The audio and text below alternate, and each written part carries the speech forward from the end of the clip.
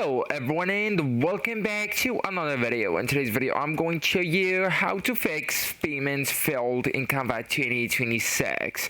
So the common causes of the issue, we can actually find at first the insufficient funds and the low balance, even the incorrect or expired card details, and the card not enabled for online international purchases as well.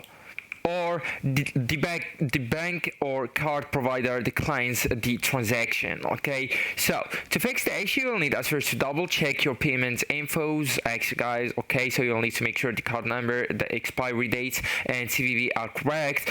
You will need to verify the billing address and country. It should match what your bank expects, and also you'll need to ensure the card supports online and international transactions as well, especially important in countries like Morocco, Algeria, Egypt, etc.